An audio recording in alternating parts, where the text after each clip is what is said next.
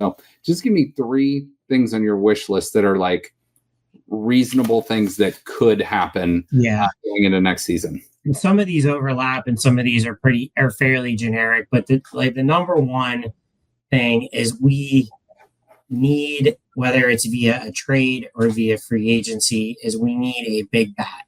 Now, again, it's not going to be Aaron Judge or Shohei Ohtani, but when I say a big bat, what I'm kind of referring to is either like a corner outfielder or a first baseman who is a 30 maybe 30 plus home run, 90 to 100 plus RBI guy. He could be a little older, don't really care, but we were desperately needed some support for Jose Ramirez, and frankly, desperately needed support in our lineup. Yeah. Worst batting average in the league. We're really one of the worst run producing teams in the league. Complete anomaly to even made the playoffs doing that. Got to get a bat, and you got to spend a little money to do it. I'm not saying we got to give a 10-year contract.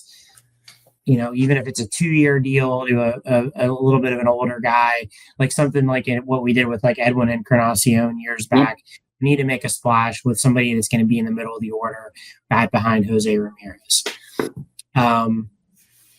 I think, my number 2 is, this is, I want to see us, we have an abundance of young talent, both in the farm system and on the roster, guys like Gabriel Arias, like Will Brennan, a lot of pitching. I think there's an opportunity, whether it's to package some combination of a few of those guys in a trade to upgrade, either maybe get that bat or get another bat or get a starting pitcher. Even though our starting pitching was really good, I think. So I'm saying like kind of combine some of the assets that we have, be active in the trade market and get a bigger asset, if that makes sense. Yeah. No, that makes a lot of sense. And the overarching theme, and why I said they kind of overlap, is this organization for a lot of reasons. And one reason that really just came about in the last 48 hours, I think, with what Jose Ramirez had to say on the podcast, we have to spend some money and really show some effort to better this team for all the reasons to keep Jose around. Because look at how much we've done with a roster that it really, this roster probably had no business winning 75 games, let alone making the playoffs. We have a great organizational structure and culture. The coaching staff, led by Stephen Vogt, does a tremendous job getting the most out of these guys. The fan support is fantastic. We have to spend some money and make some moves now, because there is a little window that's kind of emerged.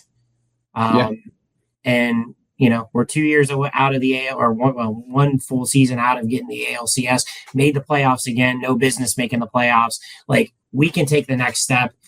It's not that far of a step. We just have to, and just show those guys in the clubhouse and show this fan base that we're committed to doing this. We're not talking about hundreds of millions of dollars here, but we're not talking about our biggest free agent signing being Carlos Santana and Austin Hedges and making a couple small trades. Can't do that. So we got to go a little bigger. Yeah.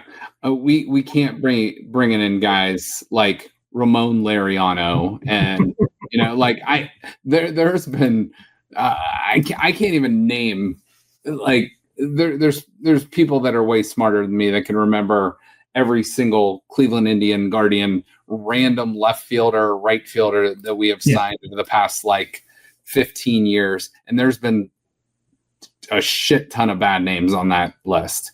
But like you're saying, we need to bring in someone that's established. It doesn't have to be a 300 hitter, but a guy that can maybe hit 240 to 260 that can get you 25 to 30 home runs. That's what this lineup, number one thing, needs in the middle of the order, preferably a right-handed bat too. So, okay. So did you give me a third thing? Well, my third thing was kind of, it was like, big bat, make a trade, combine assets to make a trade. And then ultimately the third thing was just spend money, show effort. Yeah. Yeah. Keep Hosey happy, honestly. Yeah. I mean, and there's a lot of people in this fan base that absolutely do not like the Dolans because they don't spend money. And I can totally understand that. And I totally feel that frustration. What I will say is they have put a ton of money into infrastructure and great, into things that might not cost a ton of money. Like if you look at it, like in terms of like player contracts and stuff like that, they have built a great organization, but that will only get you so far when you're competing against the Dodgers and the Yankees and the Mets and the Cubs and the Astros and you name it. Even the Tigers spend like $60 million more than us per year. It's like you have to go out and acquire some actual talent. It's like, in basketball, people would always say like Jimmys and Joes versus X's and O's. It's like at the end of the day, and I think even like PJ Fleck made a comment, the Minnesota coach, when he was playing Ohio State, he's like, yeah, like we can scheme up some stuff, but like at the end of the day, talent generally wins out. And that's so true in every sport. So yeah, I mean, I'm pretty much in agreement with you on most of that stuff, on all of them. I think the power bat has to be number one. I think what this team does so well is develop young pitching, and that's keep developing that young pitching, get these guys ready. Who knows? I don't think we're going to ever see Clase or Ortiz again. So I think they're pretty much like, I would never assume to count on them again. If somehow we get them back or something, that's great. I would trade them immediately for what they did to this team this year, putting them behind the eight ball. But yeah, like I love the idea of like accumulating or taking some of those assets you have and combining them to get maybe one piece back, quality over quantity. But yeah. And I would say like continue to fortify that bullpen. That is our biggest strength. And if we can keep building on that, I think that's great. But yeah, go out and spend some money, get a good first baseman that knows how to step on the base, that won't make an error.